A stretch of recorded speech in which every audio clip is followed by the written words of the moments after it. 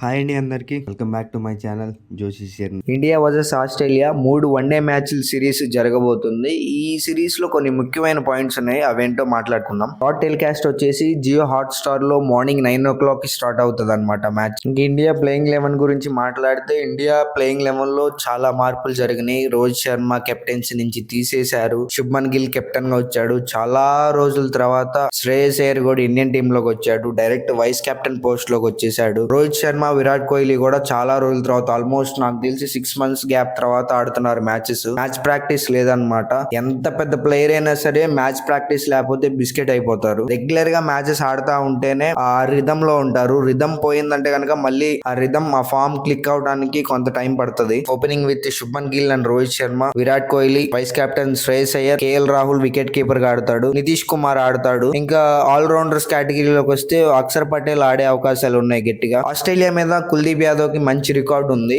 Compare to Washington Sundar, so I will go with Kuldeep Yadav. Mohammed Siraj ఒక bowler confirm మనకి తెలిసిందే, హర్షిత్ రాణా మనకి తెలిసిందే. ఇంకా వీళ్ళిద్దరు కాకుండా ఇంకొక ప్లేస్ కూడా ఉంది, హర్షీప్ సింగ్ కూడా ఆడే అవకాశాలు కూడా ఉన్నాయి. సో ఇది నా ప్రాబబుల్ ప్లేయింగ్ 11. మీరు ఈ టీం కాకుండా ఇంకేదన్నా మార్పులు ఉంటే బాగుంటది అంటారా? డెఫినెట్లీ కామెంట్ చేయండి. మ్యాచ్ లో మెయిన్ ఇంట్రెస్టింగ్ పాయింట్ వచ్చేసి శ్రేయస్ అయ్యర్ ఎలా ఆడతాడో చూడాలని ఉంది నాకు. ఎందుకంటే శ్రేయస్ అయ్యర్ కి ఓడీలో మంచి రికార్డు ఉంది, మనందరికి తెలిసిందే. రోహిత్ శర్మ, విరాట్ కోహ్లీ కూడా కొంచెం కష్టమైన పరిస్థితిలోనే ఉన్నారని చెప్పొచ్చు. ఈ మ్యాచెస్ లో సక్సెస్ అవ్వకపోతే ఫర్దర్ గా ఇండియా ప్లేయింగ్ 11 లో వాళ్ళ ప్లేస్ కూడా డౌటే అని చెప్పినా కూడా ఆశ్చర్యపోకలేదు. హర్షిత్ రాణా బౌలింగ్ ఎలా వేస్తాడు? చాలా క్వశ్చన్ మార్క్స్ ఉన్నాయి మన ఇండియన్ టీమ్ లో. ఆస్ట్రేలియాలో కూడా కొన్ని క్వశ్చన్ మార్క్స్ ఉన్నాయి, కానీ వాళ్ళతో కంపేర్ చేస్తే మన టీం కొంచెం వీక్ అని నాకు ఎందుకో డౌట్. చూడాలి ఏం చేస్తారో. మీ అభిప్రాయం ఏంటి? అసలు రేపు ఇండియా మ్యాచ్ గెలిచే అవకాశాలు ఉన్నాయా? మీరేమంటారు? డెఫినెట్లీ కామెంట్ చేయండి. చిన్న సబ్స్క్రైబ్ చేసుకుని టచ్ లో ఉండండి, నాతో చెప్తాను ఇలాంటి ముచ్చట్లు బోల్డ్